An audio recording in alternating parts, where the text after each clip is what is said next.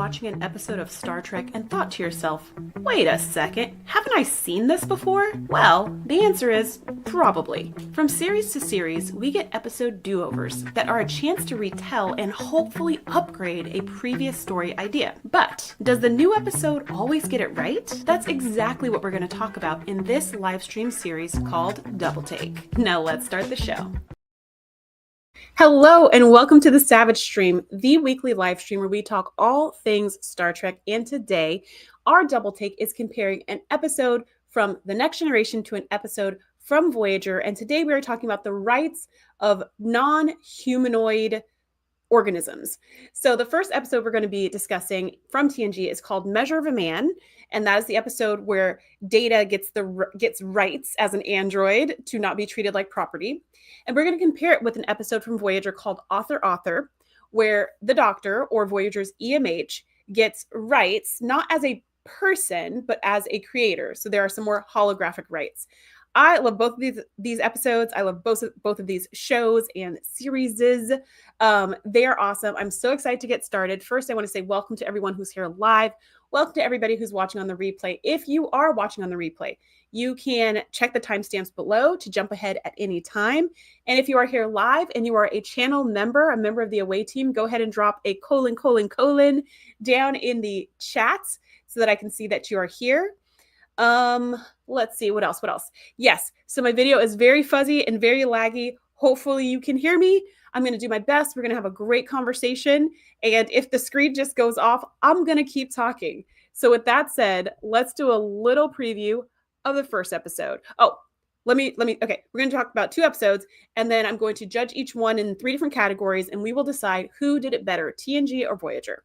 So let's get started. Season 2, Episode 9, The Measure of a Man. When Starfleet orders Data to undergo a procedure to be dismantled and studied, Captain Picard argues for Data's rights as a sentient being. In the ensuing legal trial, Picard and Riker serve as opposing counsel in a groundbreaking debate about what constitutes life and personhood. The ruling affirms that Data is a sentient being deserving of equal rights.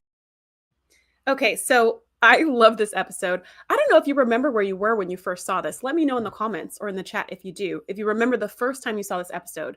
I don't remember my experience the first time I saw this episode, but this one has always stuck with me throughout the years.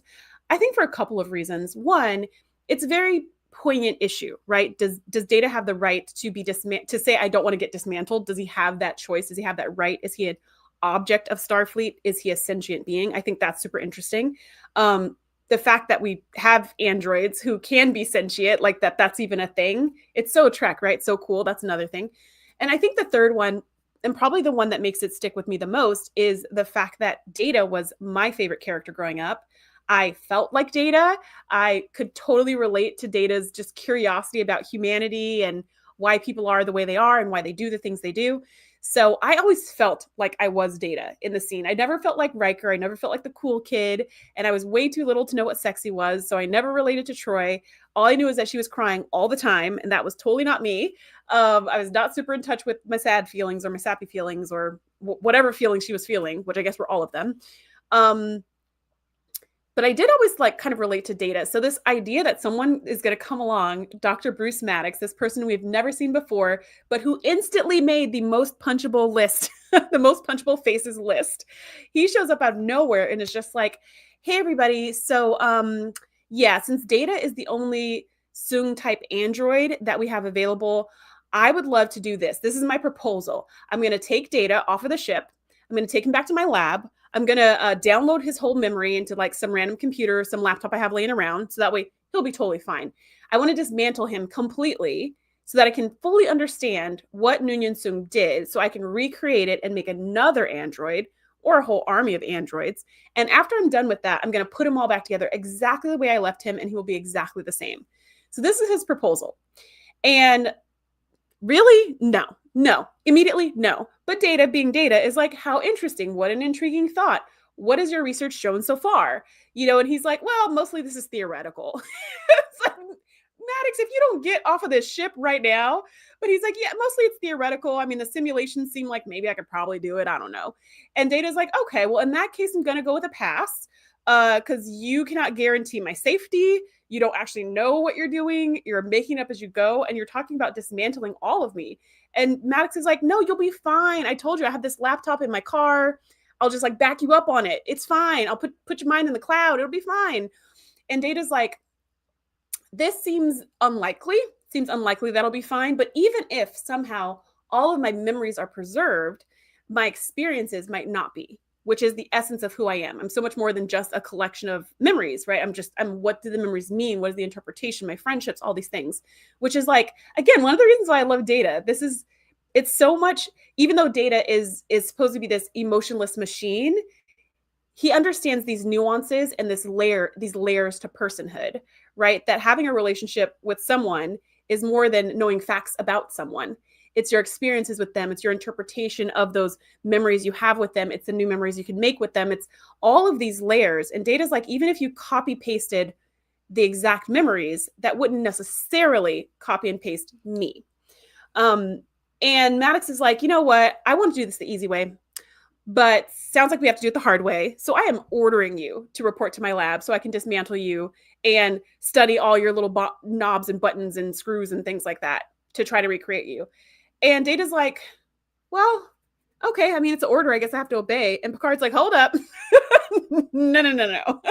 It's like, if he's saying that you have to do this as a member of Starfleet, like this is your order, then I'm telling you, Data, you should quit. You should resign from Starfleet. I know you love Starfleet. I know you love being here. Not worth your life, bro. Just walk away. And Data's like, okay. Didn't know that was a choice. Didn't know I had that option. But now that you mention it, while I would love to stay in Starfleet, I also would love to stay alive. I do not want to be dismantled and maybe put together again. So I'm going to resign. So then Data's like, you know what, Maddox? Sorry, not sorry. I'm going to resign. So then Maddox is like, ha, joke's on you. You can't resign because you are Starfleet property. We own you and we can do whatever we want. And Picard's like, what? And I'm also like, what? Didn't Data volunteer for this? I believe he signed up for Starfleet. In fact, I don't remember when was it when they asked Data's credentials. I don't know if it was in the pilot when Riker first met Data in the holodeck and they were talking about like, how did you come to the Enterprise? I don't know if it was there or if it was later with Sela and the Romulan sneak attack on the planet Vulcan, and when all the ships had to have a captain and then Data became the captain of the Sutherland, and somebody was like, oh, so I don't remember which episode this was. There's some episode when someone asked Data, was his rank like honorary? Was it like, oh, because you're so smart, we're going to make you lieutenant commander or whatever his rank is? And he was like, no, I went to Starfleet like everybody else in here. Like, yes, he's an android and he's super smart and he passed all the tests and whatnot, all the like digital tests. But I'm sure there were also moral tests and whatever. We saw Wesley's test where he had to decide whether to save somebody from that burning room or leave them both to die, or him get trapped in there and die himself, right? There's also moral tests or whatever in Starfleet, apparently. And so he had to pass all those too. He's like, no, I earned this. Like, I worked my way up. So I was also like, what do you mean you're Starfleet property? He volunteered. He volunteered like every other officer on this entire ship. Like you, buddy. He volunteered just like you. And just because somebody volunteers doesn't mean you own them, right? Like, I think I've mentioned once or twice that it's challenging when you have a boss who thinks they own you. And it's like, no, you hired me, you pay me, you do not actually own me. You can't actually control all of my time and what I think and what I say and you can't do all that. You hired me for a job and I will complete that job. And that is the extent of your reach. So I felt like that on behalf of Data. Like, where did he switch from volunteer for this free job, by the way, because nobody gets paid in Starfleet. So where did he switch from volunteer to property? I don't know. But Maddox was like, we own you. You have to obey me. So once again, Data's like, well, okay. And Picard's like, well, no. This is completely wrong. And I am not here for this. At the time, they were at a starbase 173. I did not remember that. I looked it up earlier. For some reason, but I didn't look up why. I don't know why they're at the starbase. They were at the starbase, and maybe the commander of the starbase, I don't know who Hulawa was exactly. I think she was the commander, the person in charge. She was Picard's old fling, and they were chatting, and Maddox comes up and is like, I want you to order Data to obey my orders or something like that. And she's just like, she listens to his argument and she's like, okay, fair. Like, yes, you can take Data. And Picard's like, no. I want to appeal this whole thing. This is not okay. This is not acceptable, which is why they broke up in the first place, because LeVoy and Picard have just differing viewpoints on things, very strong differing viewpoints. And so then she's like, all right, we can do an arbitration if you really want. But since we have no legal counsel available anywhere nearby, like the Enterprise is always nearby in a pinch, but apparently there's no legal counsel nearby when you really need one in this scenario. So she was like, okay, it has to be Riker. And I don't know why it had to be Riker. Maybe he was the next highest ranking officer after Picard. Maybe he had a law course back in the academy 13 years ago. Not really sure. Don't really remember. Oh, okay. She was a JAG officer. Why was she on that? You know, I don't know. I don't remember the context. I don't know why she was there. I don't know why. I don't remember why they picked Riker, but for some reason it had to be Riker. And Picard was like the opposing counsel. Picard was the counsel for Data, and Riker was the counsel for Maddox. And Riker was like, I don't want to do this. This is my friend. I don't want to, you know, rule that he's not a person. This is my dude. We've been on this ship together for over a year. And I don't like Maddox, and I kind of want to punch him too. And LeVoy is just like, look, these are your options. You can either do this arbitration with your whole heart, or I will keep my original ruling and Data will go and be dismantled. Which, talk about a rock and a hard place. So then Riker's like, all right, I have to do my best. And his job was to prove that Data is not a person. So he's like, I have to do my best, because LeVoy was very clear. If I sense in any way, shape, or form that you are not giving 100%, my original ruling will stand. So you have to prove to me that you are really trying your best. So he goes to bat. He does his best. It's very convincing. It's hard to watch too, you know, like it's kind of hard to watch because you just see him just really Pulaski-ing Data, right? Just like he's a thing, he's a machine, he's not a person. Look, I can detach his arm, I can switch him off, all these other things. And it's just like, and the worst part too is like Riker would make this really good point, like the point when he took off the arm, or the point when the part where he switched Data off. And then he said something like, they always compare Data to Pinocchio, because I guess they still read that story in the 24th century. But he said something about like, look, the puppet strings have been cut or something like that. And he turns off Data, and then he goes back to his seat. And of course, Maddox is like, haha, what a wonderful point you've just made. And Riker goes back and he's just like so ashamed of what he's done and said, but this is what he's ordered to do. So he's following orders. So then Picard is like, I am losing this case. I'm very much losing this case. And so he ends up talking to Guinan, as one does whenever they are stuck. You go and talk to Guinan, the entire ship's counselor. And Guinan's just like, well, it sounds to me like Maddox just wants to create an army of synths, which is exactly what they do in Picard season 1, but just wants to create an army of androids that they can just be at their beck and call, and basically just a whole bunch of slaves, because they are sentient beings. But it sounds like he just wants to mass produce them so he can use them the way he wants. And clearly the way he's treating Data, that's exactly what he's going to do. There's no humanity. There's no kindness. There's no empathy. Clearly Data can grow and learn. Maddox doesn't seem like he's interested in a being that can grow and learn. He wants a tool, but a tool that looks like a person, but doesn't have the same rights as a person. And Picard's like, that's messed up. Hold on, I'm gonna bring that to court. So he comes and he does a wonderful Picard speech. Don't we love a good Picard speech? And LeVoy is sold. She can't say Data's a human, because he's not. He's an android. But she does say he has rights. You know, he in the end, I think Picard's clincher was he asked Maddox what is life, which is such a big question. And Maddox said 3 things, which I don't remember. But one of the things was they have to have a consciousness or something like that. And so Picard was like, well, he has the first thing and he has that second thing. And how can you prove he doesn't have a consciousness or something like that? And Maddox was like, well, clearly he doesn't. And he's like, okay, how do you know it? He's like, everybody just knows. And he says, well, how can you prove that you have a consciousness? And he was like, well, I just have it. And then he thought about it and he was like, well, I can't prove that I'm conscious. So then Picard was like, if you can't prove you're conscious, you can't prove he's conscious. That shouldn't even be one of your criteria. So LeVoy is sold and is like, all right, Data does have rights. Data has the right to choose what he wants to do with his body. He is not the property of Starfleet. He is a voluntary friggin' officer who's here working, doing something he loves. And so once he's kind of like, once the ruling is set And she's like, that's it. You are, you have the ability to make your own choices.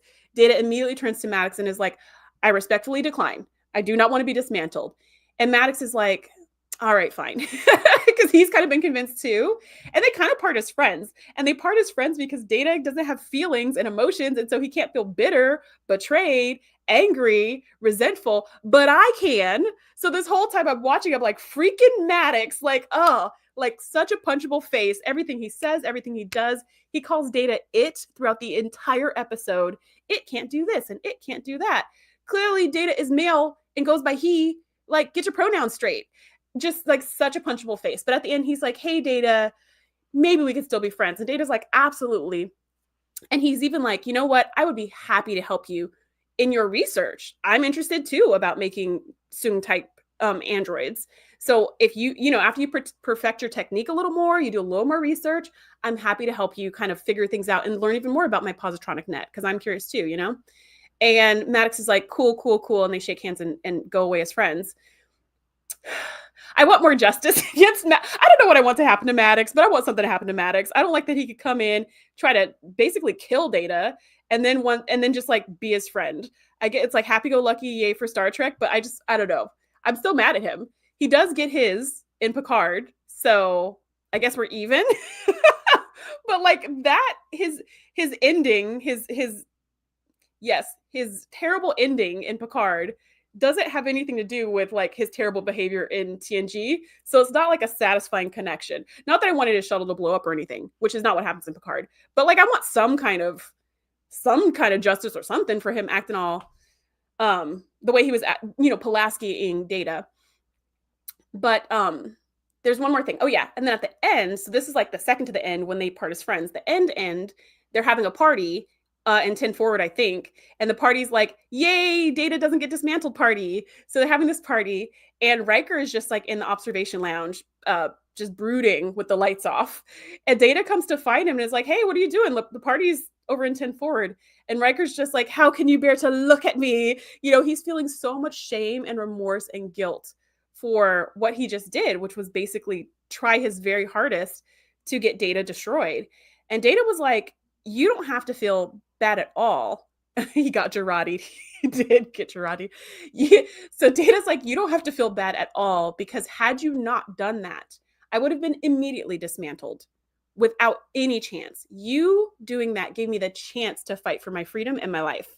So thank you. And Riker's like, you sure you want me at the party? Data's like, yeah. And then they go off to the party and it's just such a nice ending. I don't know. It's a really good episode. It's not very exciting. There's not a lot of like, I don't know. It's not the big explosions, space battle, hidden mystery kind of an episode. It's very much a human story. And I am here for it. Okay, so I'm going to check the chat and then I'm going to talk about the second episode, what all happened in that, and then we'll kind of compare and contrast and see who did it better. He got Gerardi'd. That's a good one. Yes, loving seeing all the colon and colon barrel colon in the chat. Okay, hold on. Okay. Gavin says, watched it in first run in the UK BBC at 1800 with Star Trek time.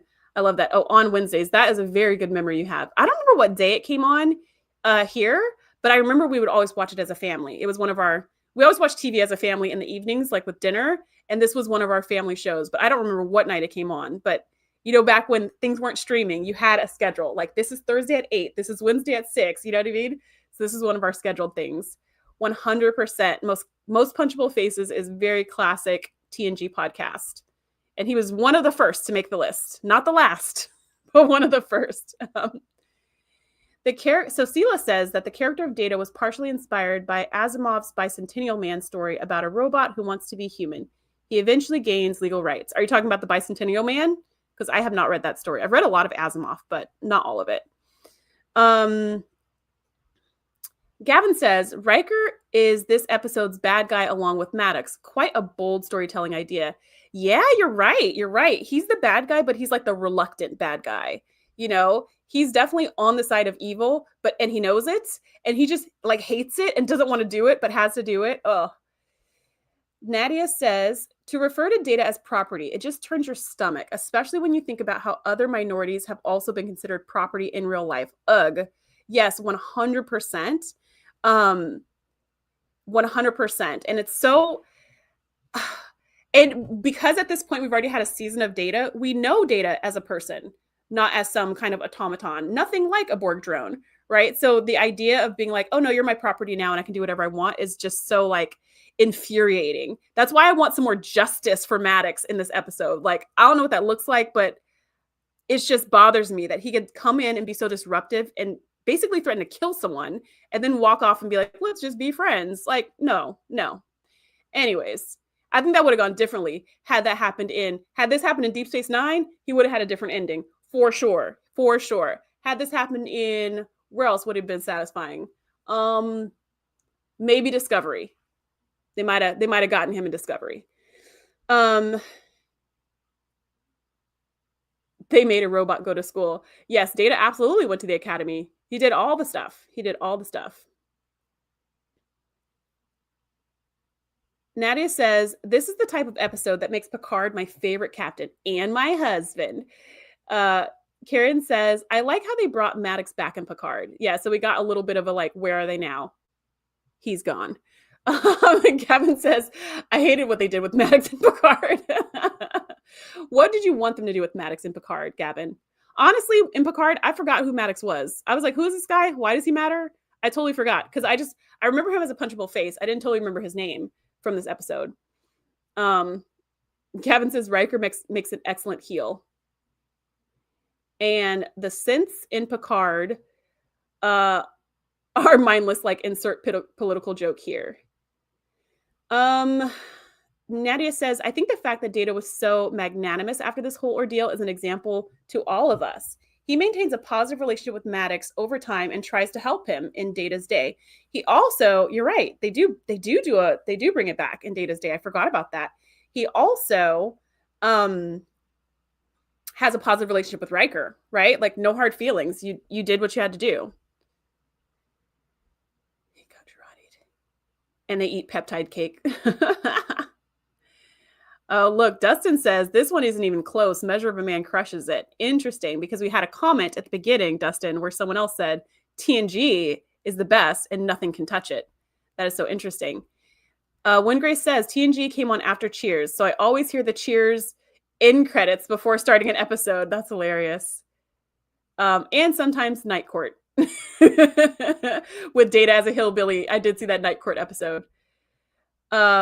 Oh my gosh, congratulations. PS2 Chipper has accepted Jesus into his heart and is getting baptized on November 2nd. Oh, congratulations. Ian has donated $20 to his baptism fund. Oh, you're in baptism class. Oh, that's lovely. Congratulations, PS2 Chipper. Let's see, November 2nd. Okay, what is that? Like 2 weeks? Okay. I got baptized twice because the first time I didn't count it. So we'll have to talk and trade stories after you get baptized on the 2nd.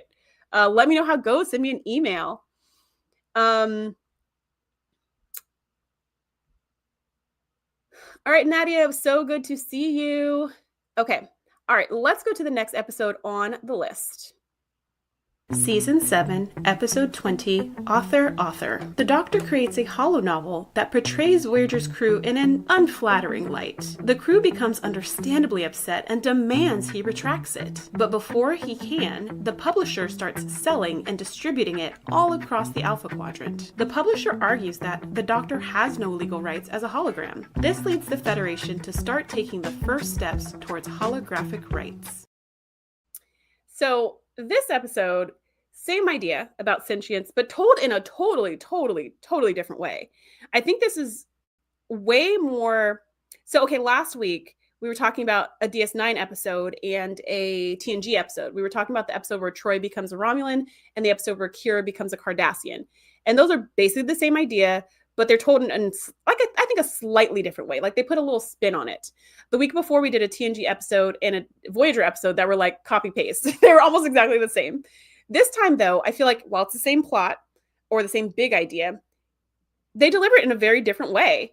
And this one I think is so fun and ridiculous. So basically, the Doctor writes this holo novel about the life of a hologram who's stuck in the Delta Quadrant with this crazy crew on the ship, the USS Vortex or Vertex or something like that.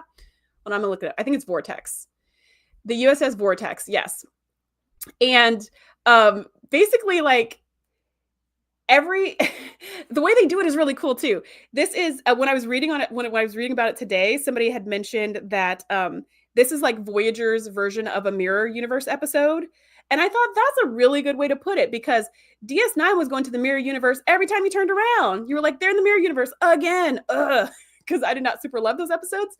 But this is Voyager, and I felt like Voyager never did, but it did have some episodes where it was like the warship Voyager, or, you know, people were remembering Voyager in a different light. But this is their version of what Voyager would look like in the mirror universe. I think this totally tracks.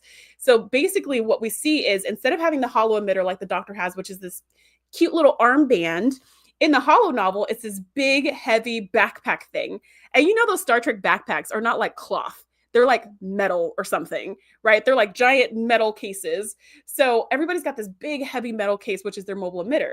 And they're going around the ship and they're having all these different kinds of adventures, but mostly their adventures are being mistreated by the rest of the crew, being treated like crap, being talked about.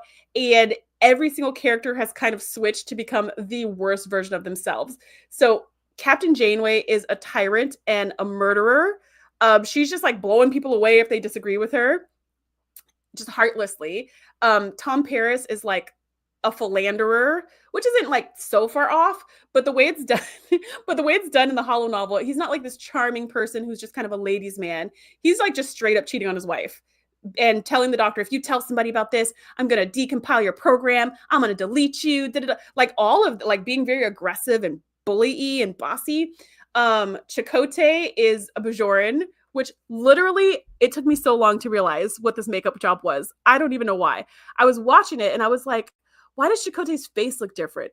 What's with his face? It took me so long to realize the ridges. I don't even know. I was tired. It was late. It was late last night. But anyways, he's again really bossy, like really mean, antagonistic. He's threatening the EMH. Everyone's threatening the EMH. Tuvok has a goatee, classic mirror universe. And the way they shoot it is so cool, because I think maybe Paris is the first one that the Doctor says, do you want to try out my holo novel too? And then it goes through the whole ship. So like Harry tries it, and, you know, every different person tries it. And in the end, Janeway tries it. And the way that they shoot it is like, at first it's just Tom being the EMH, but as each new person tries it, the holo novel shows them interacting with the game version of themselves.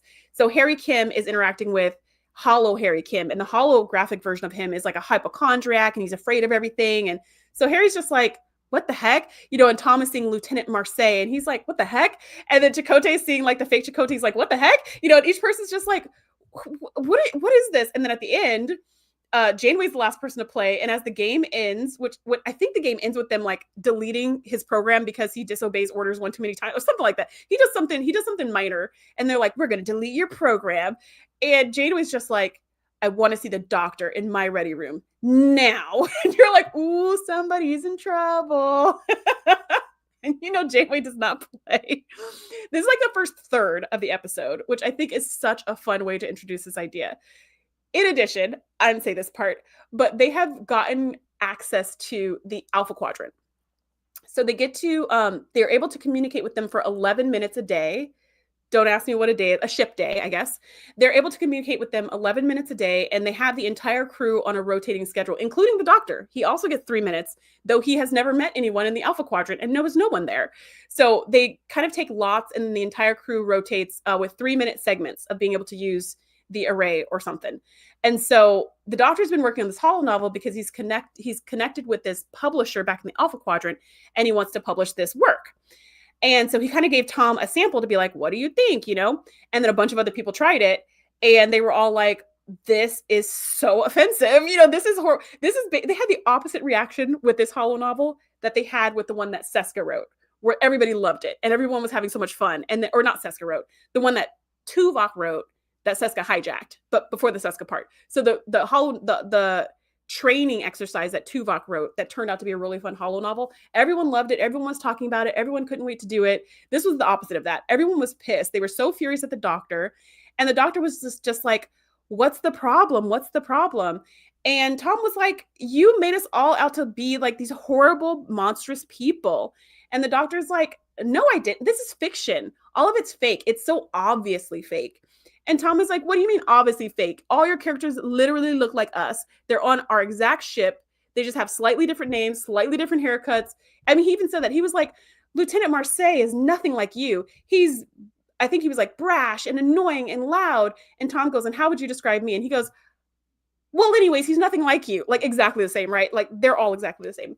And he's like, it's my artistic work. I'm not going to change it. So then Tom changes it. He like goes into the program and he rewrites it, and he makes the doctor seem like this really, this like sleazy guy who's hitting on 7 of 9 and trying to take advantage of his patients and drugging her, you know, saying like, "Ooh, take a couple of these. It'll knock you right out. And then I'm going to come visit you," whatever, just being a really skeevy human being. And the doctor is furious. And he's like, you defaced my artwork. You ruined my property. Blah, blah, blah, blah, blah.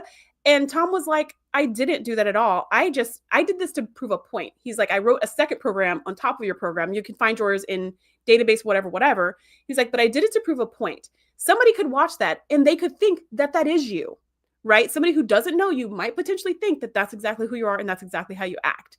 And he was like, well, why do you even care what people in the Alpha Quadrant think about you, Tom?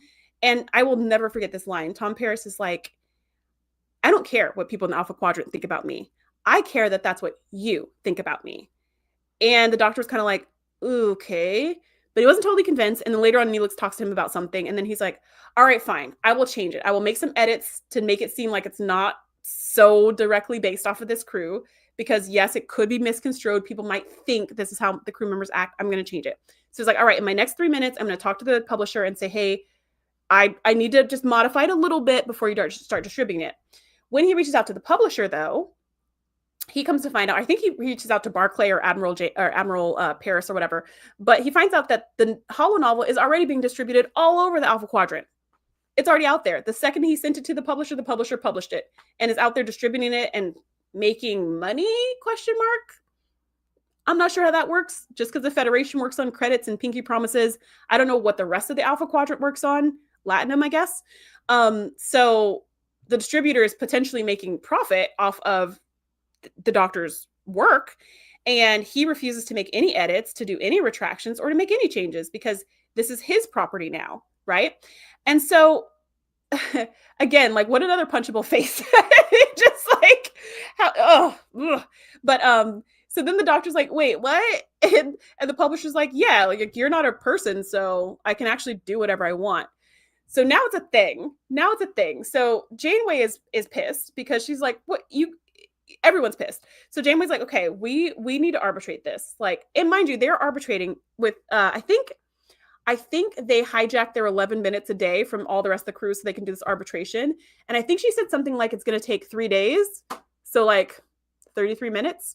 It's not going to be a very long trial, I guess. It's going to be a half an hour arbitration, but it's going to take a while to do this, several days because of their short amount of time. And this time Tuvok is the lawyer for the doctor, because Tuvok's always the lawyer. Pick the Vulcan. And Admiral Janeway and Barclay are back in Alpha Quadrant. The publisher's there, and then some other person, that the arbiter, the judge or whatever that guy was. And so now they're having this discussion about like, should the doctor have the rights to his own work so that he can say whether or not it should be distributed, or whether or not he wants to be retracted, or whether or not he wants to be edited. And basically the Bolian makes all kinds of arguments of like, he's the same thing as a replicator. Just because a replicator made me some food doesn't mean it can tell me what to do with the food. Like all this other stuff. He makes this analogy to a cup of coffee. He was like, well, the replicator made this cup of coffee. Can it tell me whether or not I can drink it? And the doctor's just like, what? He's so offended. Of course he is. And at the end of the day, the advocate, again, can't say that the doctor is a person, but they do allow him rights under the title of creator.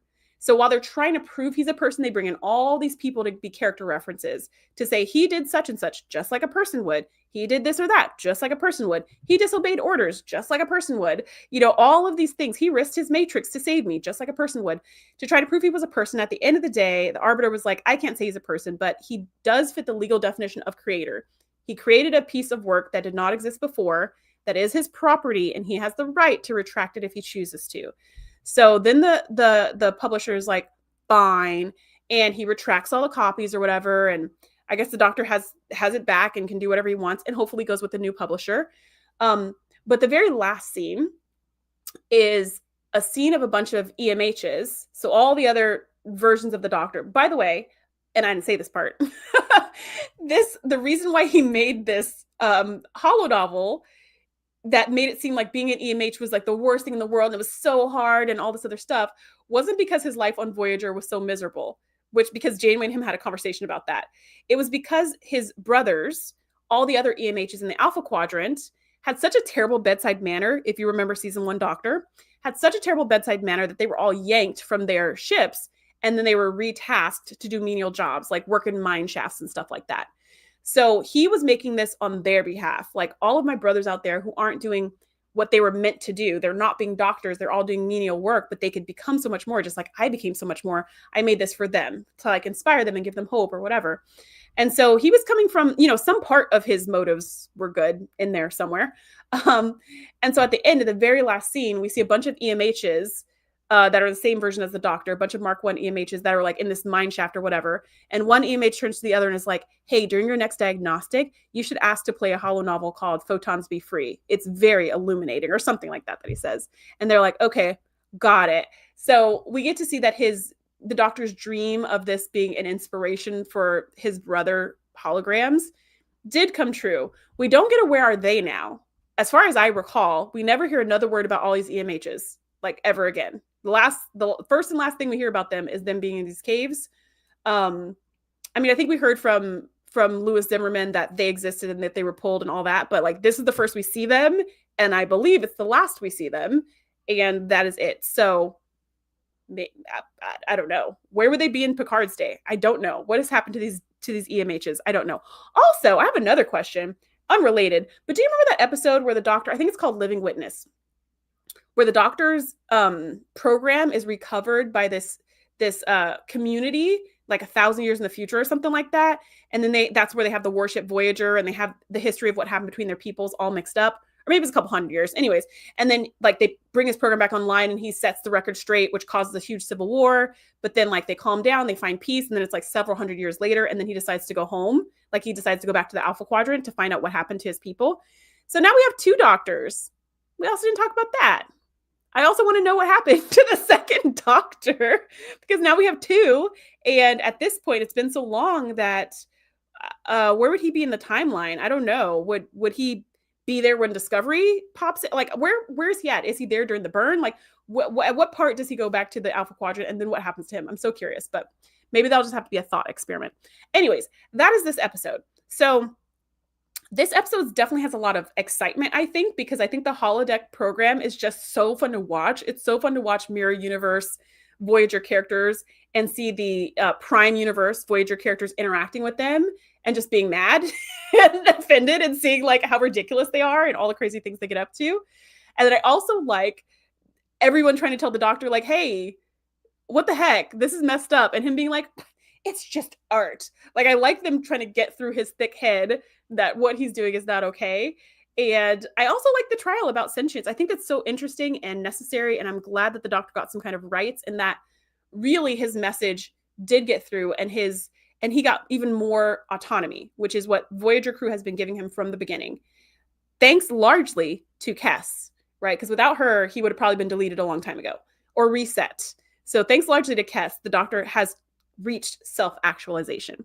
Okay, I'm going to check the chat, and then we will go through the 3 categories for both of these episodes. Yay! My video is clear. It's still laggy, but you can see my face. Okay, let's see. Scrolling back. You guys are so funny.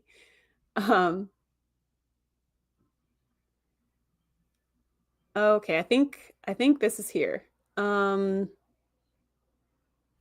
Dustin says Tom Paris's parody is the best part of this episode and one of my favorite funny moments in all of Trek. That's amazing because you have literally watched all of Trek. So that's one of your favorite moments. I think the whole thing is just the part where Janeway is just shoots that guy. I'm just like, they always have Janeway, evil Janeway is always just shooting somebody for no reason. They look at her funny and she's just pulling out her phaser, which I think is so funny because they don't even carry phasers on the ship. Gavin says evil Janeway is alarmingly close to real Janeway, who did a deal with the Borg. Yeah, but even in that one, she didn't just turn around and shoot anybody, although she could have, I guess. Wingrace says the legal story from Measure of a Man is far better, but the fun alternative Voyager story makes this a much more interesting watch. And then Karen agrees with Wingrace. Sela says Janeway has a little bit of crazy in her, which is why we love Janeway. Hello, AF Kaplan. Wingrace says, also fun to see Janeway in blue in this episode. I honestly didn't notice. You would notice that, Wingrace. I did not notice at all. And I'll have to go back and look to see because over my head. Karen says, have you seen the meme with Sisko asking Picard and Janeway how they handle their doctors? Picard says, I turn mine on. And Janeway says, I turn mine off. I have not seen that meme.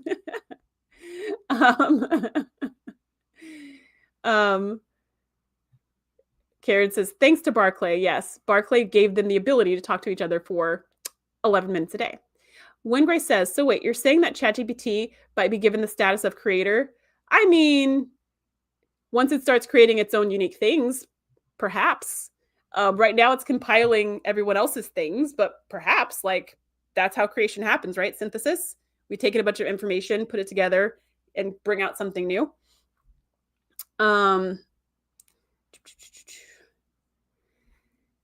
A.F. Kaplan says, the personhood question around the doctor reminds me of the TNG episode where Data was put on trial to determine his status. Yeah, same. Wingrace says, yes, the end portion of Living Witness is roughly equivalent to the timeline of Academy. Oh, okay, it's the timeline of Academy. I kind of want, do I want this? I don't know. Okay, now that you mention that, I know they're going to bring the doctor back for Academy, but they're going to bring back the actor who plays the doctor, so at his current age, right? And I'm sure they're going to talk it away just like they did with Data, like, oh, we gave you the ability to age so you could experience humanity or something like that. But I am now kind of thinking, what if hologram, what if they just CGI it and the EMH that was in Living Witness shows up for the Academy and he's the one who teaches? I don't know if I want a whole CGI person because those are they're not flawless yet, but also it'd be kind of cool because think of all the knowledge that he's gained in that time. I don't know. We're just going to see. We're just going to see what the Academy is like. We're just going to see. Okay, so now for the categories. We have 3 different categories that we're going to have for each episode that we're going to be grading them on. The first is set deck and alien makeup, so kind of the look of the episode, the vibe. The second is character development. Did any characters develop? And if so, was it satisfying? The third is the plot. So obviously they have the same plot, they have the same story, but how was the story told? Which one told it better or more convincingly or more satisfyingly or more interestingly? However we want to define that today. Okay, so category 1, kind of the setting and the makeup. So for Measure of a Man, we don't really have any aliens. I don't think in the entire episode. I'm trying to think if Mott the Barber's in that episode. We don't have any aliens in this. It's just Riker, Picard, Data, Maddox, and Lavoie. So there's not really any cool alien makeup to compare. We do have a new setting, which is the Starbase. And mostly all we see of it is that cafeteria thing, which I think is the same place they do the trial, but maybe they do it in another room. I don't know, pretty nondescript courtroom. So it's not that exciting, but it kind of doesn't need to be for this particular topic. For author, it's quite the same. We have, as far as the court setting, we have whatever that little room is. Maybe it's the astrometrics lab, but whatever that little room is that the Doctor and Janeway and Tuvok are in, and then we have whatever building Barclay's in, which I forget the name of that. Is that forget if they're in a building or in a space station. I don't even know where they are. But we have that setting. So we see that a little bit. But we also get to see Mirror Universe Voyager. So we get to see the whole, other parts of the ship, the turbo lift, the hallways, the sick bay, all the things, but as basically just really dark. It's the same set, but all the lights are off. The same set, but like emo version.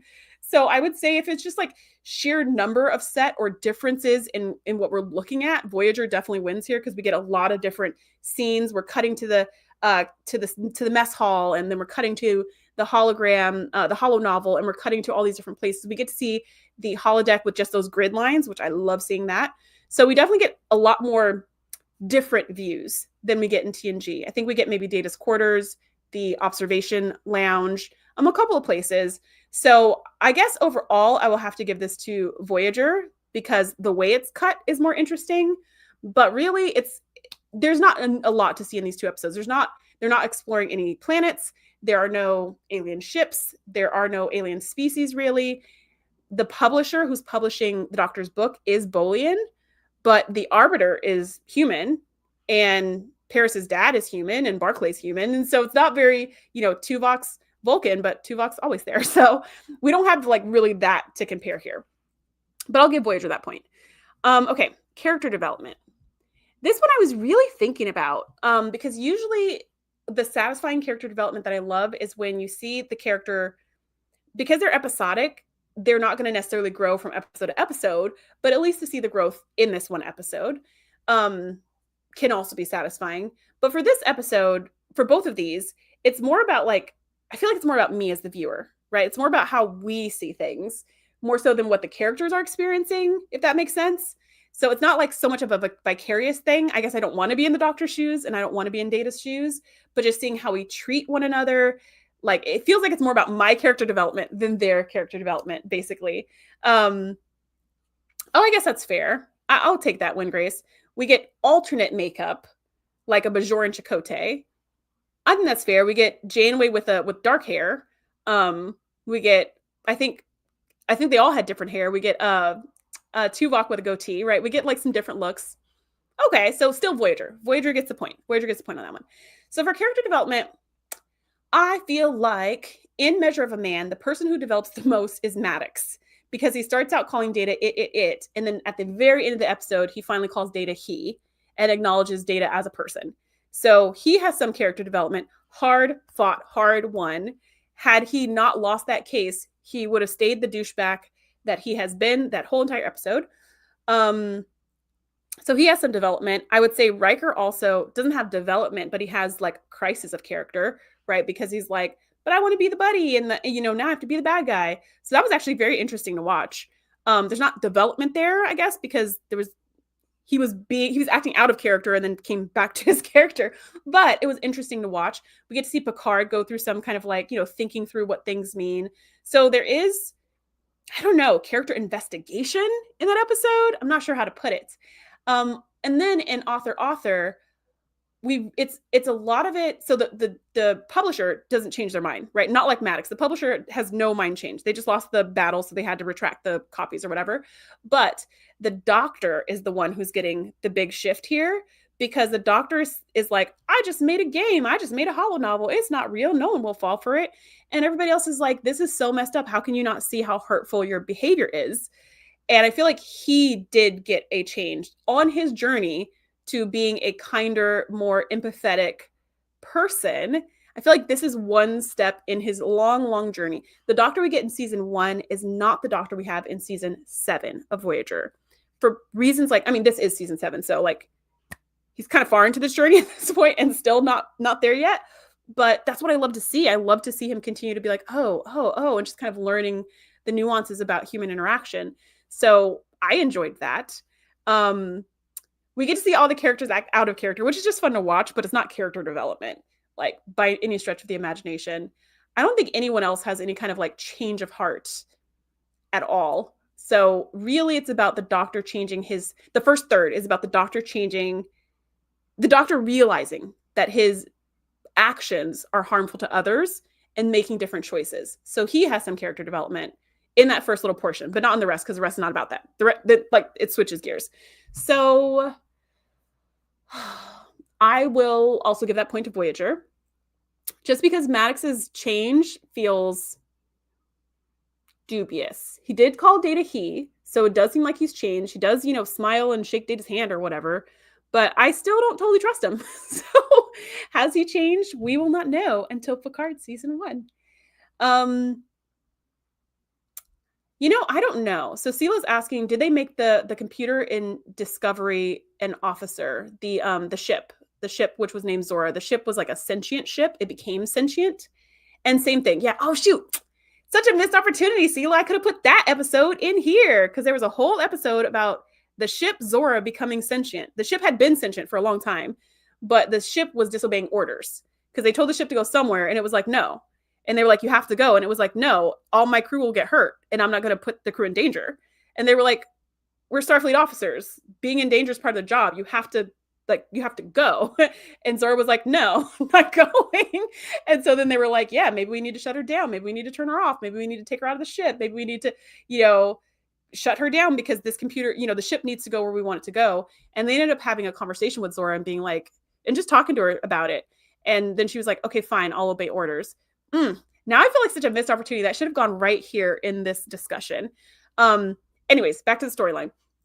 So I'll give Voyager that point just because the Doctor does have some modicum of self-reflection in this episode. Okay, so the last category is plot. Third category is plots. And the storyline, so I think Wingrave said it perfectly. The story for Measure of a Man is more poignant. Like you feel it, or maybe I'll just speak for myself. I felt it at the end of that episode. It was like, oh my gosh, they almost just said Data is just an object to be taken and dismantled at a whim, right? It really was this hard-hitting thing. It was not hard-hitting in Voyager, but it wasn't supposed to be. The story, the way it was told in Voyager, was very silly, very funny, very almost lighthearted, because we're just seeing all these characters contrasted and how they're reacting to it and how the Doctor's reacting to their reaction to it. So the way it's told is a lot more fun. It's a lot more exciting. And then the end of the episode, the last third or whatever, is just the arbitration and stuff. And it is what it is. I think there's some interesting arguments that are made in that arbitration, but it's not deep and meaningful and impactful the same way. You know what I mean? It's a lot more lighthearted and fluffy. So I don't know. I'll let you guys decide. Whoever happens to be here live, let me know in the chat for this last one for plot. Do you think TNG's was better or Voyager's was better? So type in the chat TNG or type in the chat Voyager. And there's a couple of you here. If you're on your TV, you can always hop in on your phone and type in the chat. And then whatever you say, I will give that side the point. However, whatever you say, Voyager has already gotten 2 out of 3 of the points. So Voyager has already won, but I haven't established who gets the points for plot. So which one do you think is better, TNG or Voyager? Let me know in the chat and I'll read some of the comments that we have so far. Yeah, A.F. Kaplan says, agreed. All of the principles in that episode are changed by the legal proceedings, in my opinion. Oh, I missed it. Sorry. Hold on. Sela says there's lots of character growth on TNG, especially... Oh, in the TNG episode. There's lots of character growth. By whom do you mean specifically? Which character growth were you seeing that I was not seeing? Karen says, Barclay works at Pathfinder Lab. Oh, okay. Pathfinder Lab at Starfleet headquarters in San Francisco. Oh, they were in San Francisco. In my mind, I don't know where I thought they were, but I was just like, I don't even know if they're in a building, on a planet, on a moon. I don't even know. They always go back to that building, but I couldn't recall where exactly it was. Sela says, didn't they make... Oh, yeah, we already talked about that. A.F. Kaplan says, the proceedings force Riker to operate outside of his comfort zone. He learns from that experience and thus is changed in a subtle way. We could argue that anything that happens to us changes us in some way, but I would argue that any change to a character should be something that you can actually see in their character in the future. If you have actually been changed, there will be evidence of it. Past this one episode, you will see something different in some other episodes. And I don't think we ever do. I don't think this ever... whatever subtle change we see in Riker, what's the evidence? I don't know. So that's just what I would say. I don't know.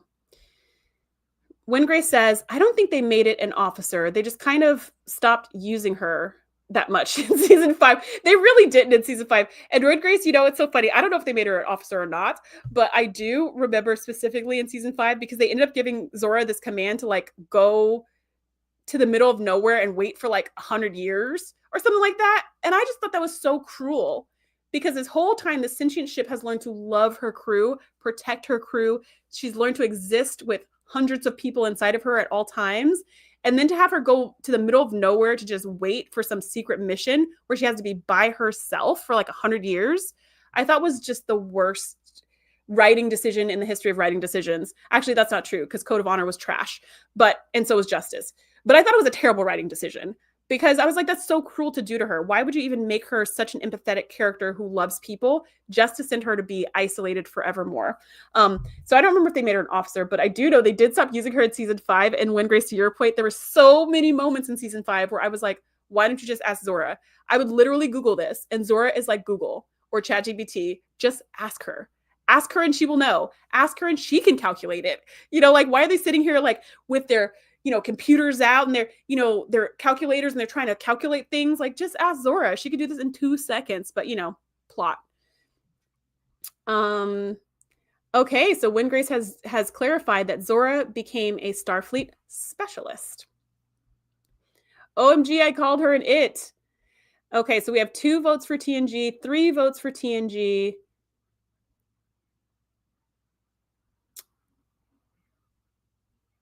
Okay, we have 3 votes for TNG and I guess, I don't know, 1 vote for Voyager or half for TNG, half for Voyager. Okay, so TNG wins, according to the chat. Sela says Data having to contemplate his status helped him grow. It's hard to measure that kind of growth for Data because, Gavin has another vote for TNG. Okay, 4 votes for TNG.